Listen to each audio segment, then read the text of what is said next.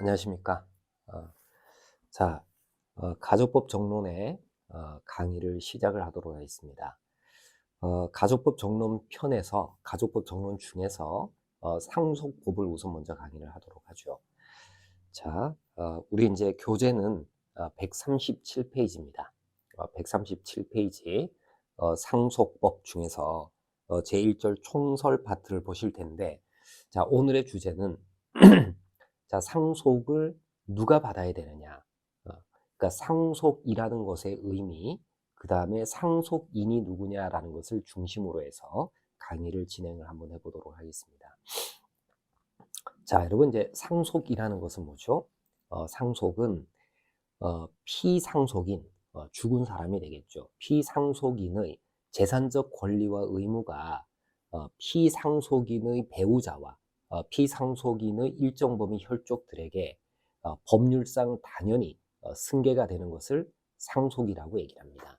그러니까 재산상의 권리나 의무가 일정 범위의 혈족과 배우자에게 법률상 당연히 승계되는 것, 이걸 이제 상속이라고 얘기를 해요. 상속도 하나의 이제 법률 요건이 되겠죠. 자, 그럼 이제 상속이라는 법적 효과가 생기려면은 상속 개시, 상속의 요건들이 구비가 되어서 있어야 될 겁니다. 여러분 이제 상속의 요건을 우리가 한번 생각을 해보면은 상속의 요건은 크게는 아마 세 가지일 거예요. 우선 상속 개시의 원인이 있어야 되겠죠. 상속 개시의 원인이 있어야 되고, 그 다음에 승계가 되는 대상이 되는 상속 재산이 있어야 될 겁니다. 상속 재산. 그 다음에 이걸 물려받을 수 있는 상속인이 있어야 되겠죠. 그래서 이 세 가지 요건이 구비가 되었을 때 상속이라는 법적 효과가 생길 수가 있을 겁니다. 자, 그럼 이제 이 상속의 요건을 찬찬히 우리 한번 살펴보도록 하죠. 자, 제1절 총설에서 숫자 1번에 이제 상속의 개시라는 부분이 나옵니다. 자, 997조에 따르면 상속 개시의 원인이라고 해서 상속은 사망으로 인하여 개시된다라고 법이 규정을 하고 있어요. 그럼 상속 개시의 원인이 되는 사망이라는 것을 좁게 해석을 해야 될 것이냐, 아니면 좀 넓게 해석을 해야 될 것이냐, 이제 문제가 될 수 있겠죠. 자, 우리 민법은 재산 상속의 개시 원인으로 사망만을 규정하고 있지만, 여기에 사망에는 실종 선고, 인정 사망, 부재 선고가 모두 다 포함되는 개념으로 넓게 이해를 해야 될 겁니다. 여러분 이제 사망이라는 것은 심장의 박동과 호흡이 영구적으로 종지되는 현상을 사망이라고 얘기를 해요. 근데 그것만 상속 개시의 원인이 되는 게 아니라 사망으로 간주하도록 만드는 실종 선고나 아니면 인정 사망 등도 바로 상속 개시의 원인이 될 수가 있습니다. 자, 그 다음 양가로 2번에 상속 개시의 시기가 구체적으로 언제냐라는 건데, 상속에 의해서 재산적 권리와 의무가 포괄적으로 승계되는 구체적인 시점이 언제냐라는 문제가 되겠죠. 자, 동그라미 2번에 구체적인 상속 개시의 시기를 보시면 기억에 사망이 상속 개시의 원인인 때에는 호흡과 심장의 박동이 영구적으로 종지되는 순간, 이때 그 심폐사 시점이 이제 상속 개시의 시기가 될 것이고요. 그 다음에 실종 선고의 경우에는 실종 선고 심판이 확정되는 때가 아니라 실종 기간이 만료되는 때에 상속 개시의 효과가 생기는 거죠. 그 다음 부재 선고의 경우에는 부재 선고 심판 확정 시, 이때 이제 상속이 개시가 될 것이고요. 그 다음 양가로 리을에 인정 사망의 경우에는 가족관계 등록부에 기록된 사망의 일시, 이때 이제 상속 개시의 효과가 생길 겁니다. 자, 그 다음에 이제 양가로 3번에 상속 개시의 장소입니다. 재산적 권리 의무가 포괄적으로 승계되는 장소는 어디냐? 이 피상속인의 주소지에서 상속이 개시되도록 하고 있어요. 자, 그 다음 숫자 2번에 상속 비용 부분을 한번 살펴보고 가도록 하죠. 자, 998조의 2에서는 상속에 관한 비용은 상속 재산 중에서 지급한다라고 규정하고 있습니다. 여러분 이제 상속을 상속인들이 승인했을 때에는 상속 재산을 상속 비용을 상속 재산으로 지급하는지 아니면 상속인의 고유 재산으로 지급하는지는 아무런 차이가 없습니다. 왜? 왼쪽 주머니에서 돈이 나가나 오른쪽 주머니에서 돈이 나가나 다를 바 없기 때문에 그래요. 다만 상속인들이 상속에 관해서 한정 승인을 했다든지 상속을 포기했다든지 이런 경우라면 상속에 관한 비용, 이거는 아마도 상속인들이 미리 지출했을 겁니다. 이 비용이 상속인의 고유 재산에 의해서 처리가 되어야 되는지 아니면 상속 재산 중에서 지급되어야 하는지는 중요한 문제가 되겠죠. 자, 우리 이제 법에 따르면은 상속에 관한 비용은 상속 재산 중에서 지급하도록 하고 있습니다. 동그라미 2번에 보면 상속에 관한 비용이라고 해서 여러분 이제 상속에 관한 비용이란 조세 기타의 공과 그 다음에 상속 재산 관리 비용, 그 다음 상속 재산을 청산하는 데 드는 비용, 그 다음에 이제 상속 재산에 관한 여러 소송 비용, 그 다음 재산 목록 작성 비용이라든지 유언 집행 비용도 비용이 상속에 관한 비용이 이제 포함이 되고요. 그 다음에 묘지 구입비를 포함해서 장례 비용도 그것이 합리적 금액 범위 내라면 상속에 관한 비용으로 파악을 하고 있습니다. 그래서 상속 재산 중에서 이제 지급되는 것이다. 이렇게 보시면 돼요. 그 다음에 상속 재산 관리를 위해 가지고 어쩔 수 없이 소송을 제기해야 되는 상황이라면 이 소송 비용도 상속에 관한 비용에 해당해서 상속 재산 중에서 이제 지급이 돼야 되겠죠. 자, 그 다음 숫자 3번에 상속 회복 청구권이라는 것이 나오는데, 자, 이 파트는 매우 중요한 논점입니다. 이 상속 회복 청구권은 너무나 중요한 논점인데 시험에도 워낙 자주 나오는 논점이에요. 그러나 이 상속 회복 청구권은 진정한 상속인의 상속권이 참칭 상속인에 의해서 침해되었을 때 발생되는 권리입니다. 그러니 상속인이 누군지를 먼저 잘 정리하고 알 수 있는 단계에서 상속회복 청구권이라는 제도를 파악하는 것이 좋을 것 같습니다. 그래서 상속인을 다 공부를 하고 그 다음에 이제 상속회복 청구권을 보도록 하죠. 그래서 다음번 강의 때 상속회복 청구권을 이제 살펴보도록 하고요. 이번 강의에서는 상속인이 누구냐라는 것을 중심으로 해서 이제 파악을 할 것이기 때문에 이번 강의에서는 이제 좀 넘어가도록 하겠습니다. 자, 넘어가서 자, 제2절 상속인 쪽으로 넘어갑시다. 여러분 이제 누가 상속인이 되느냐라는 건데, 자, 우리 상속인이 되는 자는 크게 나누면은 피상속인의 배우자, 그 다음에 피상속인의 일정 범위의 혈족이 상속인이 되는 겁니다. 그래서 피상속인, 죽은 사람하고 무관한 사람이 상속인이 될 수는 없어요. 배우자와 일정 범위의 혈족만이 상속인이 되도록 법이 정하고 있습니다. 근데 여러분 이제 배우자 상속인은 혈족 상속인하고는 조금 다른 지위를 가지고 있기 때문에 먼저 혈족 상속인을 공부한 다음에 그 다음에 이제 배우자 상속인을 보도록 하죠. 자, 먼저 숫자 1번에 혈족 상속인을 보죠. 천조에서는 다음과 같이 규정하고 있습니다. 상속에 있어서는 다음 순위로 상속인이 된다. 1호 피상속인의 직계 비속, 2호 피상속인의 직계 존속, 3호 피상속인의 형제자매, 4호 피상속인의 사촌인의 반계혈족. 자, 그래서 여러분 이제 피상속인의 혈족은 굉장히 많은 사람이 있을 수가 있어요. 이들 모두 다가 상속인이 되는 게 아니라 우리 법에서는 상속의 순위를 정해놨습니다. 1순위가 직계 비속, 2순위가 직계 존속, 3순위가 형제자매, 4순위가 사촌인의 반계혈족, 이렇게 이제 정해놨단 말이죠. 근데 피상속인의 직계 비속, 자녀나 손자녀, 증손자녀, 이게 직계 비속이지 않습니까? 직계 비속도 다양한 여러 사람이 있을 수가 있습니다.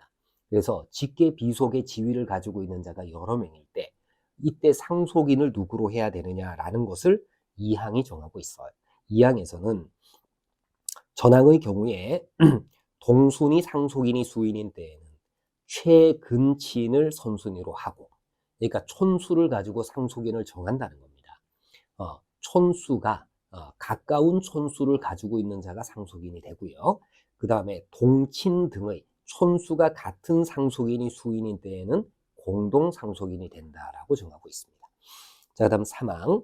태아는 상속 순위에 관하여는 이미 출생한 것으로 봅니다. 비록 뱃속에 있는 태아라고 하더라도 직계 비속과 동일한 순위의 상속인의 지위를 가질 수가 있습니다. 자, 구체적으로 내용을 보죠. 양가로 1번에 자, 제1순위 혈족 상속인 피상속인의 직계 비속입니다. 자, 동그라미 1번의 직계 비속의 의미를 보세요.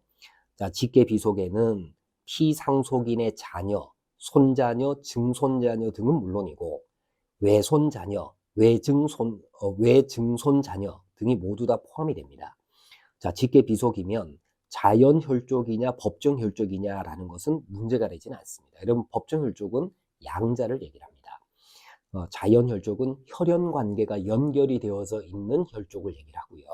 법정 혈족은 법률 규정에 의해서 혈족 관계를 맺고 있는 자를 얘기를 하는데, 우리 법률 규정에 따르면은 입양에 의해서 혈족 관계가 형성이 될 수 있도록 하고 있습니다. 자, 그 다음에 이제 거기 셋째 줄에 보시면은 촌수가 같은 직계비속들은 같은 순위로 공동 상속인이 됩니다.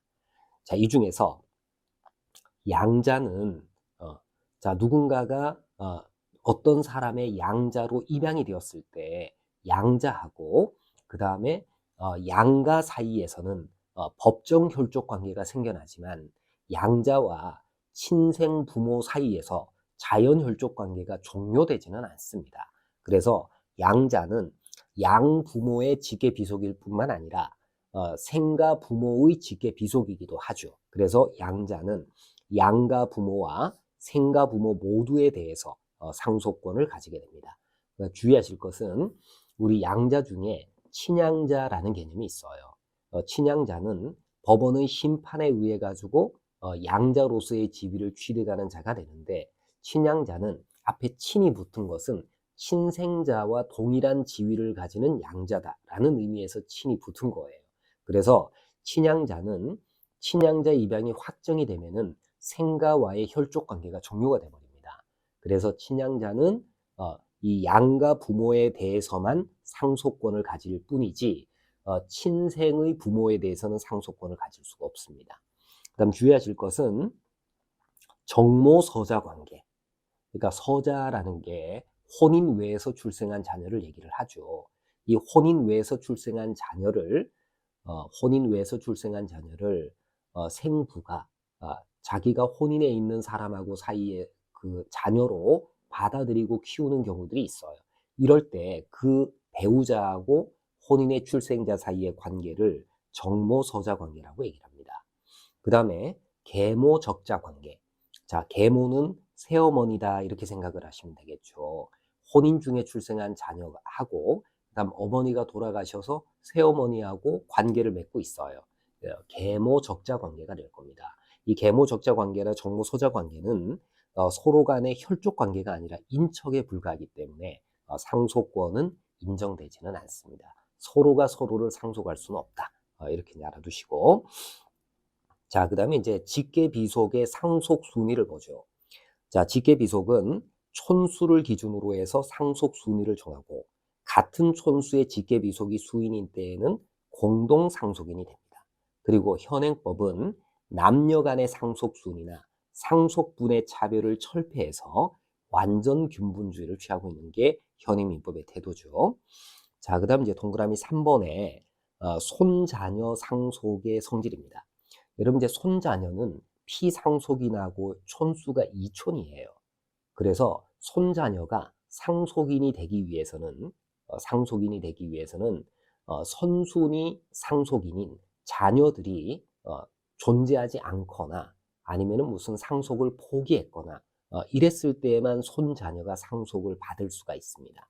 자, 문제는 피상속인이 사망하기 전에 선순위 상속인인 자녀들이 모두 다 사망한 상태라고 한다면 이 상속 개시 당시에 최선순위 상속인인 자녀들이 존재하지 않은 상태가 될 겁니다. 이러면 손자녀가 상속을 받게 될 텐데, 이때 손자녀 상속의 성격을 본위 상속으로 봐야 되느냐 아니면 대습 상속으로 봐야 되느냐라는 문제가 생길 수가 있습니다. 자, 여러분, 본위 상속이라는 것은 직접 상속을 받는 게 본위 상속이에요. 반면에 대습 상속이라는 것은 자녀들의 입장에서 손자녀가 상속을 받는 것을 대습 상속이라고 얘기를 합니다. 그러니까 대습 상속은 세대를 건너뛰는 상속이다. 이렇게 이제 생각을 하시면 돼요. 문제는 선순위 상속인인 자녀들이 상속 개시 전에 모두 다 사망했을 때 손자녀 상속의 법적인 성격을 이걸 본위 상속으로 봐야 되느냐 대습 상속으로 봐야 되느냐 이게 왜 문제가 되는지를 여러분 이해를 좀 하시기 바라요. 자, 그래서 이걸 좀 정리를 하자면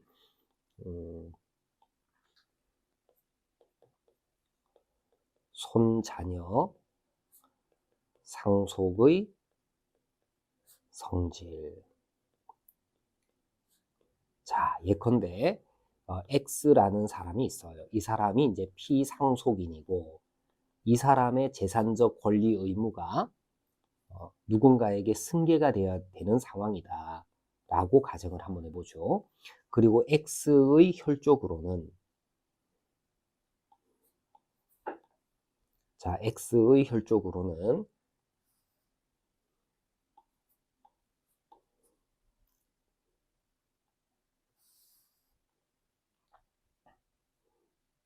잘 안 그려지네요. X의 혈족으로는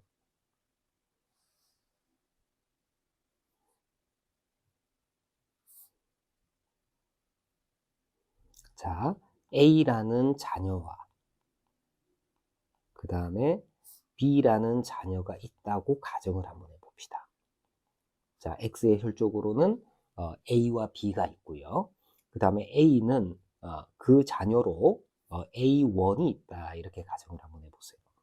그 다음에 이제 B에게는 그 자녀로 B1, B2가 있다. 이렇게 가정을 한번 해봅시다. 자, 그런데 이 A와 B가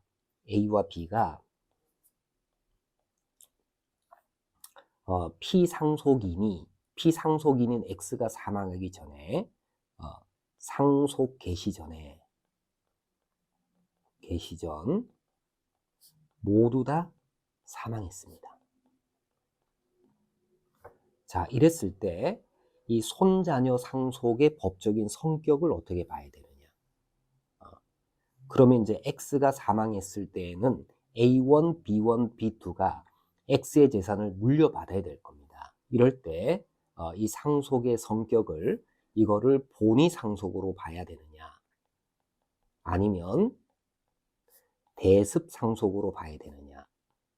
이런 문제가 있을 수가 있어요. 자, 그러면 본위 상속으로 봤을 때에는 어떤 효과가 생길 것이고 대습 상속으로 봤을 때에는 어떤 효과가 생길 것인가 라는 것을 생각을 한번 해봅시다.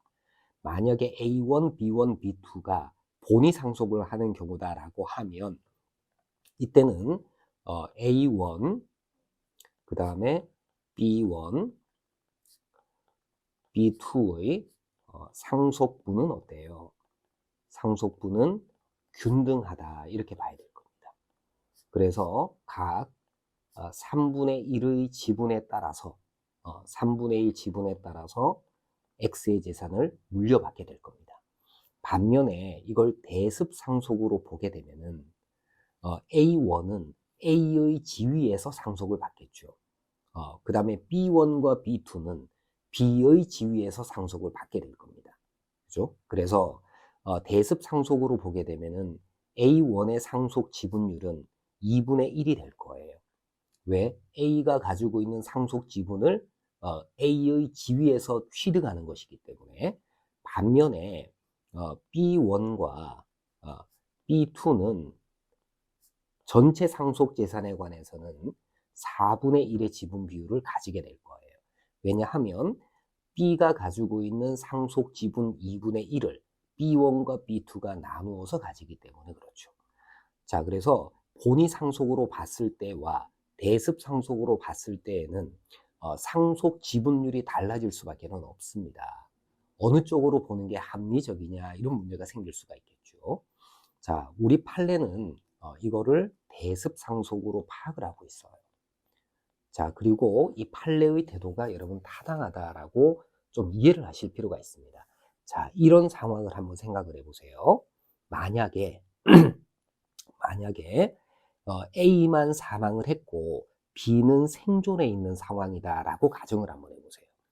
그러면 A1은 대습상속 규정에 따라서 A의 지위에서 X의 재산을 물려받게 될 겁니다. 이렇게 대습상속이 이루어지게 될 거예요. 그러면 A의 상속 지분율은 2분의 1이 될 것이고 B의 상속 지분율 또한 역시 2분의 1이 될 겁니다. 그런데 A1이 2분의 1 지분권을 취득할 수 있는 지위에 있었는데 우연한 사정에 의해서 B 또한 역시 사망했다고 해서 A1의 지분율이 갑자기 3분의 1로 바뀌는 것은 이거는 매우 불공평할 뿐만 아니라 우연한 사정에 의해 가지고 A1의 지위가 달라지게 되는 문제가 생길 수가 있는 거예요.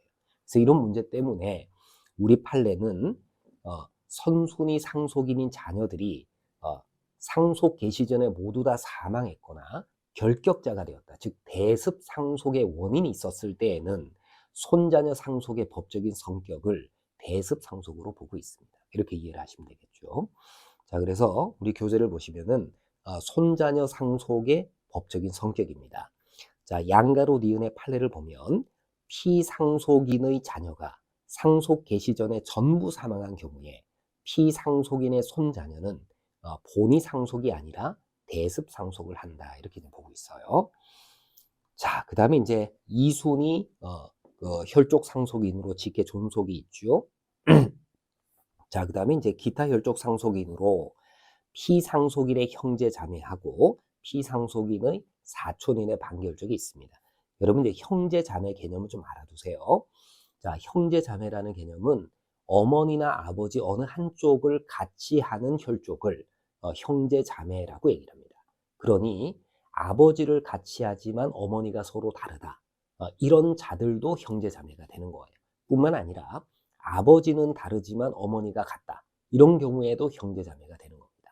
이복 형제 자매만 형제 자매가 되는 게 아니라 이복 형제 자매만 형제 자매가 되는 게 아니라 이성 동복의 형제 자매도 형제 자매가 된다라는 것을 알아두시고, 자, 그다음에 양자가 입양이 되면은 양자하고 그다음에 친생의 자녀 사이에서도 형제 자매 지위를 가지게 되는 거예요.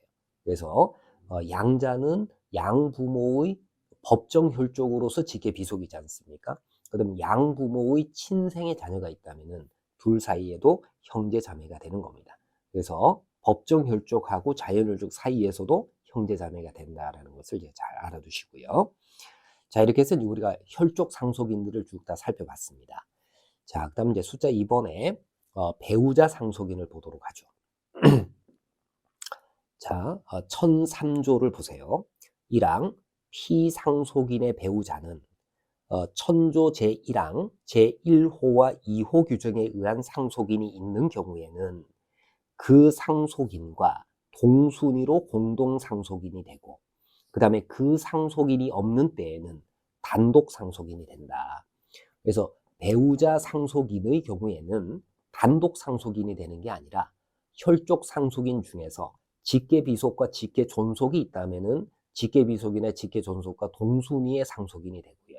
그다음 혈족 상속인으로 직계 비속이나 직계 존속이 없을 때에만 배우자가 단독 상속인이 되는 겁니다. 자, 배우자에서 동그라미 1번에 법률상 배우자만이 배우자 상속인의 지위를 가집니다. 그러니까 여러분 사실혼 배우자는 상속인이 될 수가 없다는 점을 꼭 주의를 하시기 바래요. 자, 그리고 법률상 배우자라고 한다면은 그 혼인이 사실상 이혼 상태에 있었거나 혹은 사실상 재혼했거나 아니면 이혼 소송 중에 있는 자라고 하더라도 배우자로서의 상속권은 인정이 됩니다.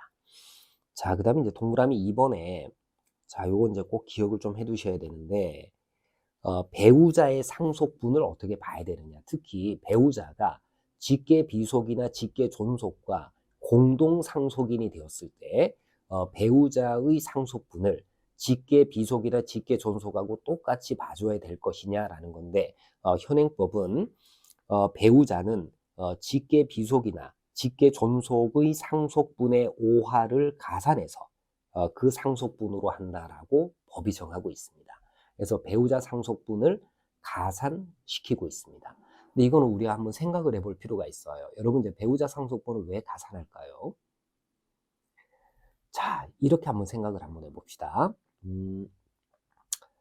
피상속인이 일군 재산은 오로지 피상속인의 노력만에 의해서 만들어진 재산이겠습니까? 꼭 그런 것은 아니겠어요.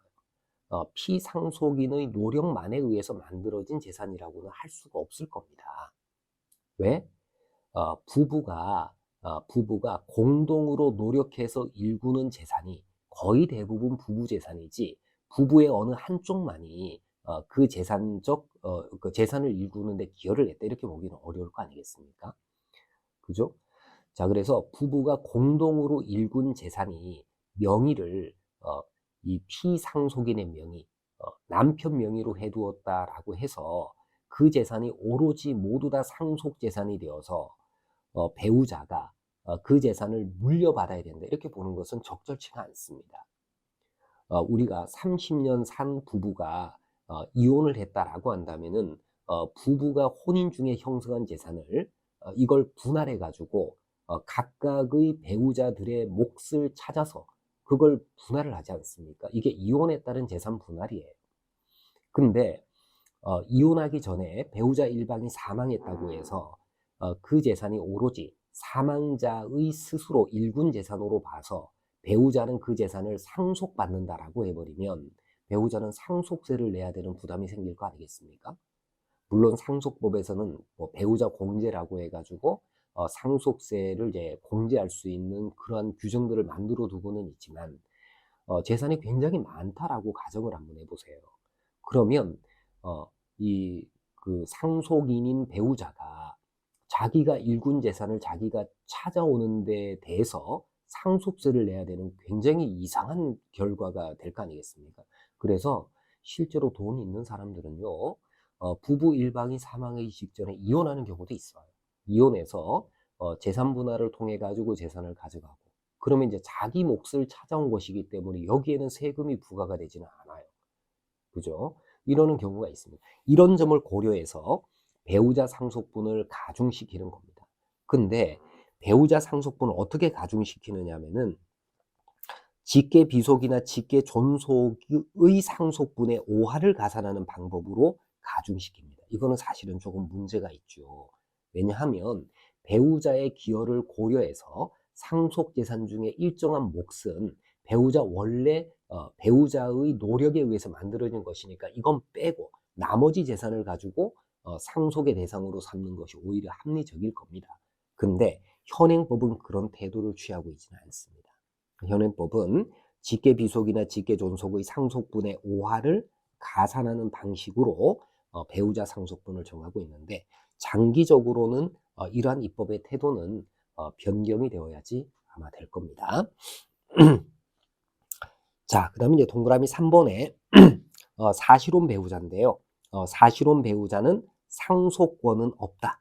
이 점을 꼭 기억을 해두시고, 다만 특별 연고자로서 재산 분여 청구권을 가지게 되는데, 이 재산 분여 청구권은 나중에 제가 설명을 드리도록 하죠. 자, 그 다음 이제 동그라미 4번에 중혼 배우자가 상속인이 될 거냐라는 것은 생각해 볼 여지가 있어요. 자, 혼인 관계에 놓여져 있는 자 중에 일방이 혼인이 지속 중임에도 불구하고 다시 혼인 신고를 해가지고 누군가와 혼인 관계를 맺었다. 이걸 중혼이라고 얘기를 합니다. 문제는 중혼자가 사망했을 때 이럴 때 전혼 배우자와 후혼 배우자 모두 다가 상속인의 지위를 가질 수 있겠느냐라는 거예요. 여러분, 이제 중혼이라고 하더라도 중혼은 무효 혼인이 되는 게 아니라 취소할 수 있는 혼인일 뿐입니다. 현행법이 만들어지기 이전에는요, 중혼을 무효로 봤습니다. 근데 지금은 중혼을 취소할 수 있는 혼인으로 보고 있어요. 왜?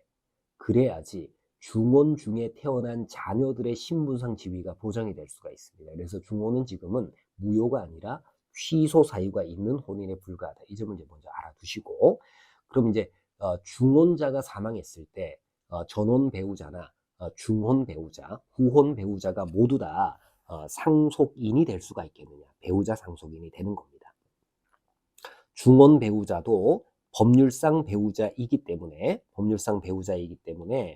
중혼 취소 전에 상속이 개시된 경우에는 상속권을 가지게 됩니다. 여러분 이제 배우자가 2명이라고 해서 혈족 상속인의 상속분이 줄어들어서는 안 되기 때문에 전혼 배우자하고 중혼 배우자가 모두 다 상속권을 가지는 경우에 그 배우자 상속분은 각 배우자가 1.5씩을 가산받는 것이 아니라 배우자 상속분이 1.5를 중혼 배우자가 나누어서 0.75씩을 배우자로서 상속을 받는다 이렇게 봐야 됩니다. 자, 그다음 이제 동그라미 5번에 상속이 개시되고 난 이후에 혼인이 취소되었을 때 배우자 상속인의 자격이 유지가 될 거냐라는 거예요. 이거는 여러분 이제 혼인 취소는 이 민법상 그 계약 취소와는 다르게 소급효가 없습니다. 장래를 향해 가지고 혼인 관계가 종료되는 것일 뿐이기 때문에 상속 개시 당시에 배우자로서의 신분은 그대로 유지가 될 수밖에 없어요. 그래서 배우자 상속인의 자격이 유지된다 이렇게 보고 있습니다. 그래서 배우자로서 상속을 받고 난 이후에 혼인이 취소되었다라고 하더라도 자기가 상속을 통해서 받은 재산을 부당이득으로 반환해야 되는 것은 아니다. 배우자 상속인의 자격은 그대로 유지가 된다라는 점을 알아두시기 바랍니다. 자, 여러분 이제 우리가 상속인이 누가 될 것이냐라는 것을 중심으로 해서 이번 수업을 이제 진행을 했습니다. 오늘 수업은 이제 여기까지 하도록 하고요. 다음 시간에는 대습 상속, 그 다음에 상속회복 청구권 이쪽 파트를 보도록 하죠. 자, 오늘 강의는 여기까지 하도록 하겠습니다. 수고 많으셨습니다. 마치겠습니다. 감사합니다.